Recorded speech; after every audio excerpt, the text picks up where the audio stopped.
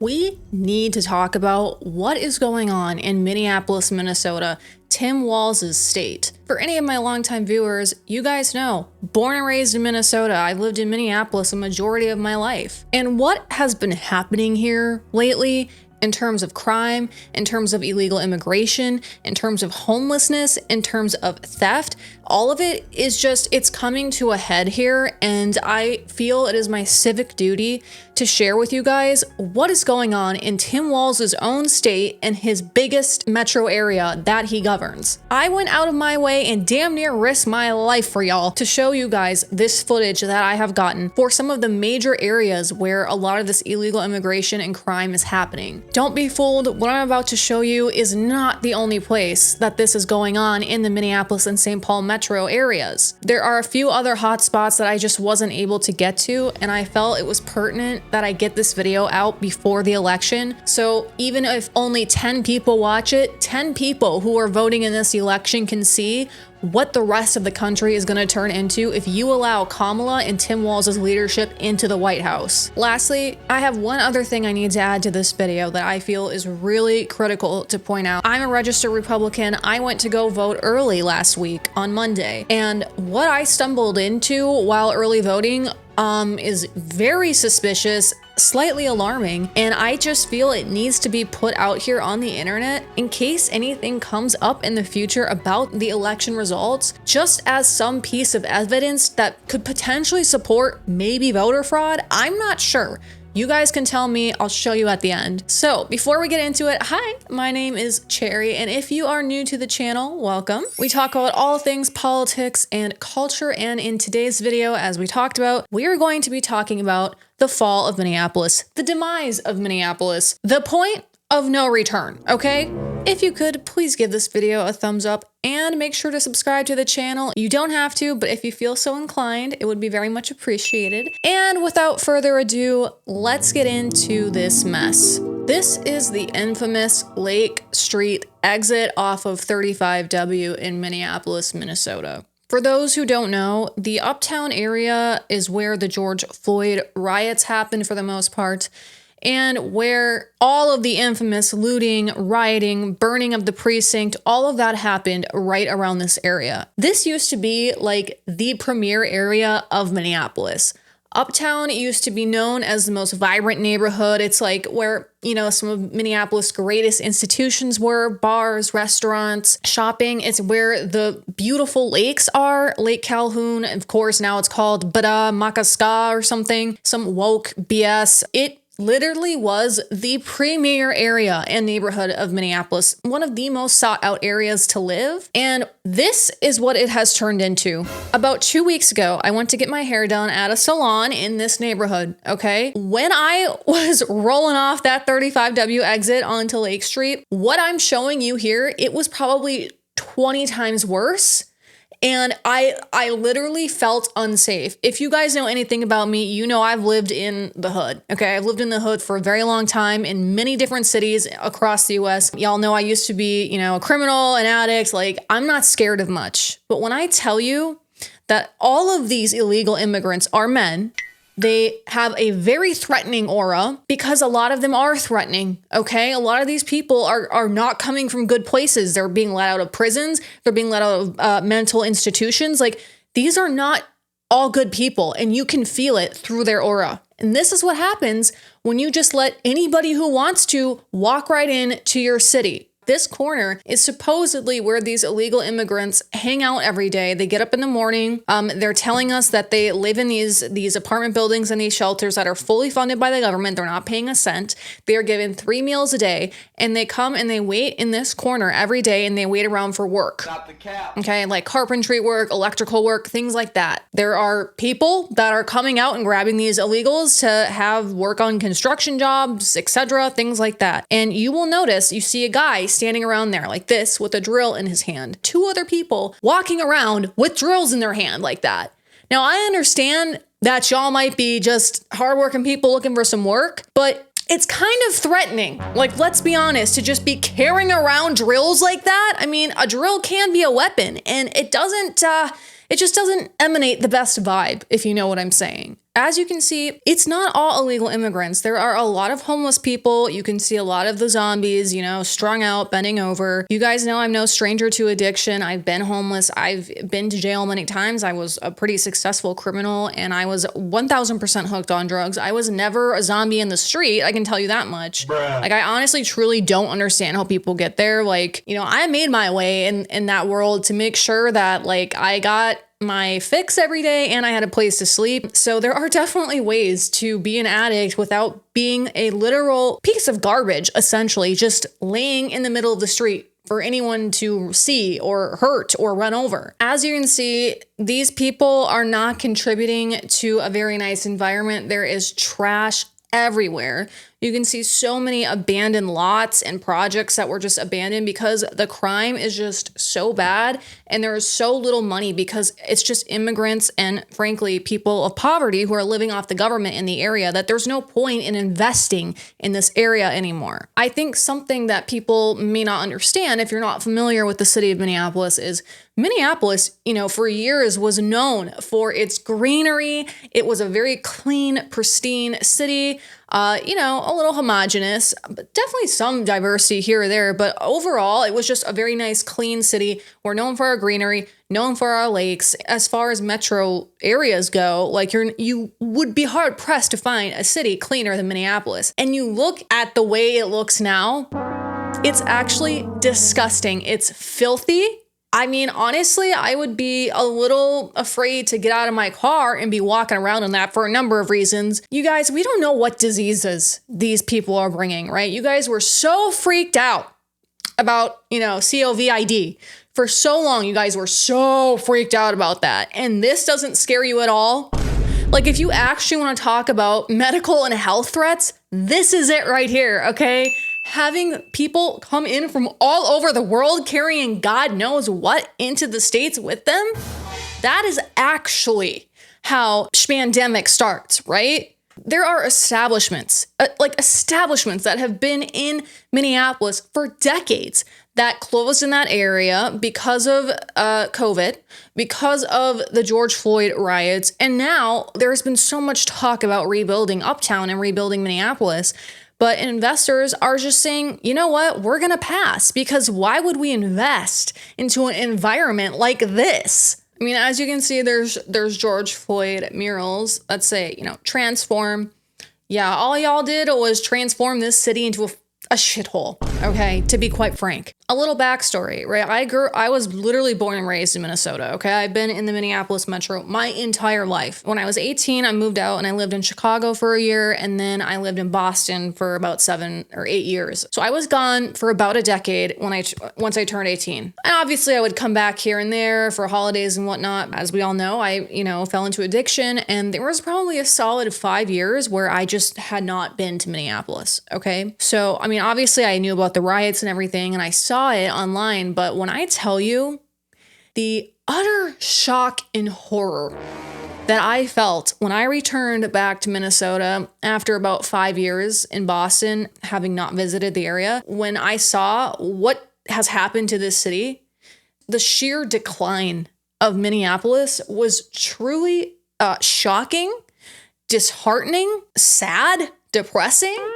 Like, I didn't know that the city had changed so much. I have no plans on staying in Minneapolis. My husband and I are moving. We have no plans to stay here because why would we? I would never raise children here with a lot of the policies that Tim Walz is putting in place. Your children are not safe here. The state can take your children if you don't want to trans them. Okay. The way family is treated in general in this state is just ridiculous.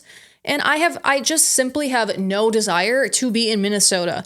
And I feel like that really came to a head when I moved back, and I saw the demise under Tim Walz's leadership. I don't think you guys realize like what COVID and what those riots did to this city. It created a breeding ground that allowed Walz's full communistic destruction to reign. Okay, that's what happened. Okay, the next thing I need to talk to you guys about with regards to Minneapolis. I'll be the one to say it, okay? I will take the heat. I'll say it. Because even liberals know about this and feel a certain way about this to a certain extent. but nobody will touch this topic. But I'm just gonna be real with you because somebody has to, all right? And I'm gonna try to say it in the nicest way possible, okay? Minneapolis has been overrun by Somalis. You might be familiar with Ilhan Omar, sadly, okay? Well, she is a product of the, I don't want to say invasion of Somalis, but that's kind of what it is, okay? Not gonna say much more about them other than a lot of them don't acclimate well to our American society. Obviously, I'm speaking in generalities here. If you go to school in Minnesota, you're gonna go to school with Somalis. You just will. That's how many of them are here.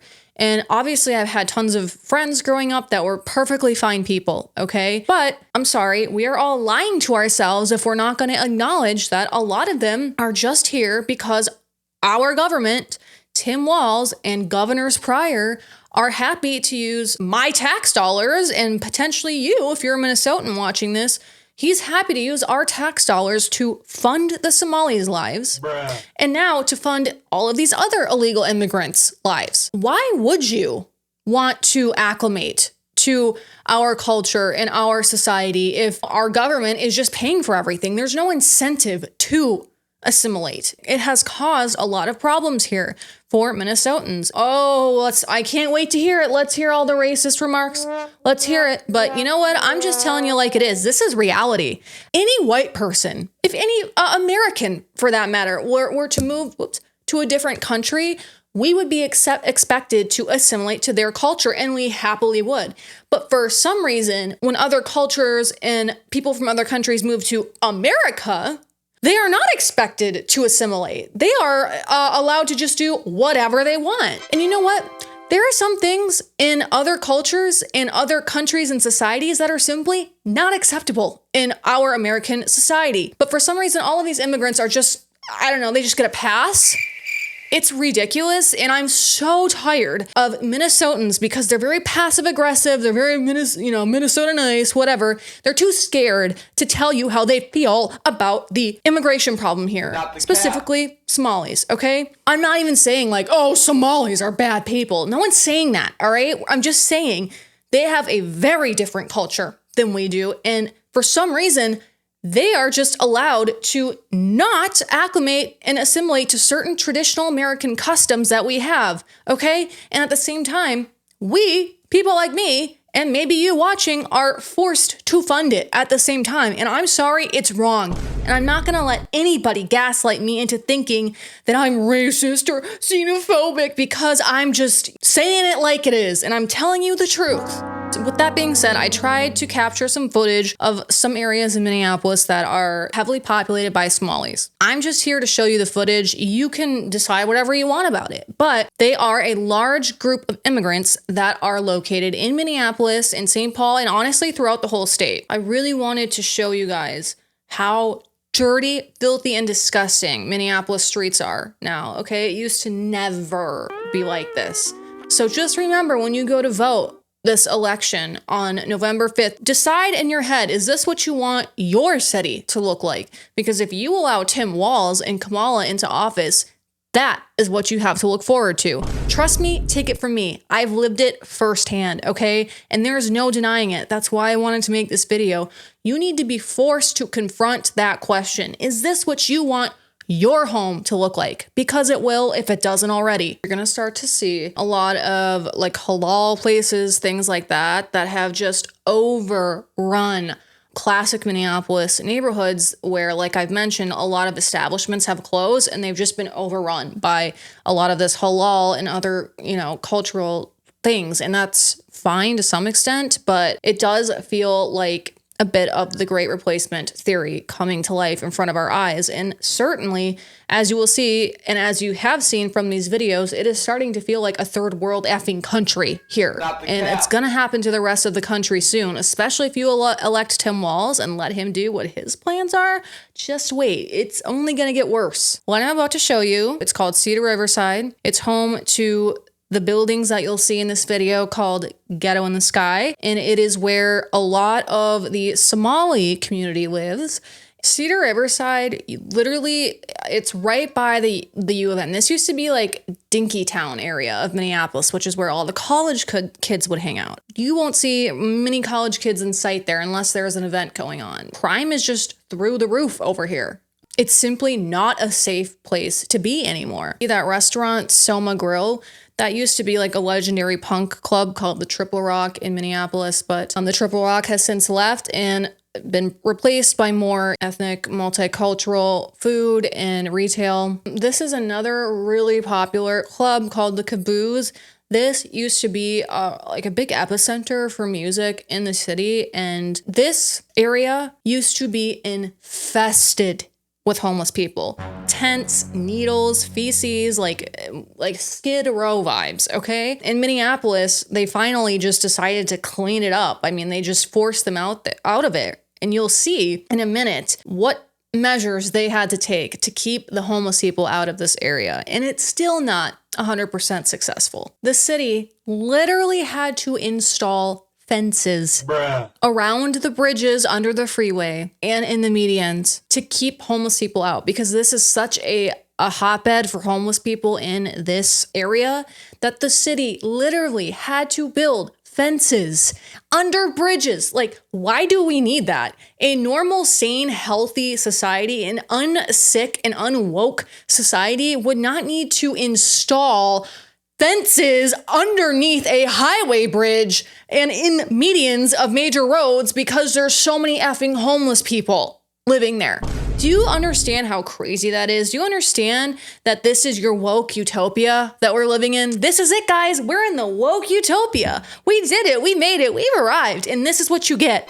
It's insane. The homelessness has gotten so out of control in Minnesota that it is in areas that are extremely affluent, miles away from the city, in areas that nobody would ever have anticipated the homelessness getting to. If you know areas like Edina, Eden Prairie, Minnetonka, Wayzata, some of the most affluent major suburbs of Minneapolis, there you will now see homeless people just like that guy sitting on all of these major highway exits. And it's just crazy because that never used to be a thing. And of course, these Karens who live outside of all of the chaos and have the privilege of worrying about social issues, they never think it's going to reach them. They never think it's going to come to their neighborhood until it has. Now it has, and it's here, and it's a knockin', okay? It is literally a privilege to worry about social issues, okay? Social issues should really not even be involved in politics. When we are voting, we should be voting on economics, national security, policies, foreign policy, things of that nature.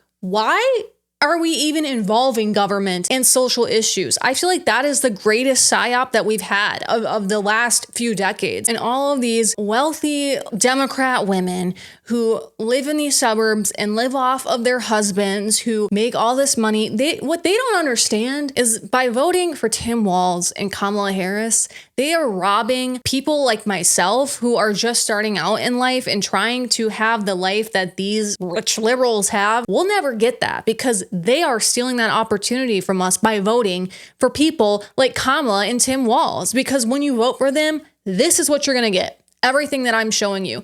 And at some point, you can't move far enough away from it, okay? It doesn't matter how far you are from the city. It will eventually follow you out there too. You deserve what's coming if you vote in Tim Walz and Kamala and they win. You deserve it. Whenever I make, videos or comments about Minneapolis and how it's just fallen, essentially, it's fallen. It has decayed. It's at a point of no return. All these stupid white liberal college kids like to come in my mentions and say, it's not that bad. Tell that to every person who lives in North Minneapolis then, okay? And tell it to our faces. Why don't you come and live in our neighborhood for a week and tell us what you think about crime in Minneapolis then? So you guys, that is my little tour of Minneapolis, and that is not even half of it. It is truly just depressing and sad. The fall of Minneapolis, the decay of Minneapolis. We are truly at a point of no return with Minneapolis, and this is what your city is going to look like if you choose to elect Tim Walz. This is a direct result of his leadership.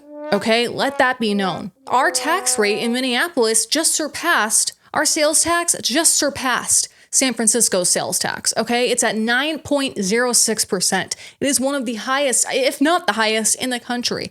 And on top of that, we have the 4th highest income tax, all right? So you are taxed to death in this state, and in particular, Minneapolis. So for our city to look like this, and for our state to be run as poorly and be as mismanaged as it is for what we pay in taxes is unacceptable, and it is why I will be leaving. One more thing before I head out, you guys. I just wanted to show you some very suspicious footage and events that happened while I went to early vote. So let's take a look at some of the footage that I got from that. This is the voter building in Minneapolis. Why is it on fire? I'm going to vote and it's on fire. Guys, I'm not crazy. I'm not crazy. There's a fire truck right here. I'm in the parking lot of the early voting and there's a fire truck. You guys, look at this. What is going on? What are they doing? What are they doing in there? What are they doing in there? Are they burning ballots? What the is going on? It's Monday, last Monday. I'm driving to go to the early voting and election services building in Minneapolis. All of a sudden, I'm on the highway on 35W and I can see black smoke in the distance. It is so distracting, and there is so much smoke that people are, as they do in Minnesota, they are literally braking on the highway because they're braking and they're distracted by the smoke, causing a backup, okay?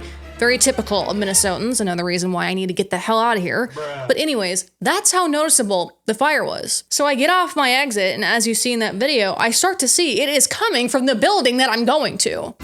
So I pull up, this building has parking, and I notice as soon as I pull up, I see all of the tents for early voting. They had something called curbside voting set up, but nobody was using it. So I don't know what that is, but I've never heard of that before. They had volunteers standing out acting happy, like nothing was going on. Hey, are you here to early vote? So they're getting me inside. Everything is normal, okay? Nobody is acting weird or out of line. It's like nothing is happening in the back, okay? Whatever. So I cast my vote. I come outside, and as I'm leaving, I start to see 3 fire trucks pull up and an ambulance into this building lot, okay? And I can still kind of see the smoke happening. I couldn't quite see if it was precisely coming from the early voting and election services building, okay? That's what I couldn't quite determine.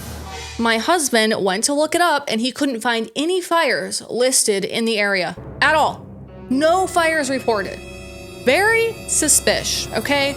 I'm not saying that they're burning ballots back there, okay? But I'm also not saying that they're burning ballots back there. I don't know what was going on, and maybe it was nothing. I don't know. But I just wanted to throw this in here just so we have this piece of evidence in case it is needed in the future. You guys saw how many illegals have flooded into Minneapolis, and honestly, I filmed this on a day when it wasn't even that bad.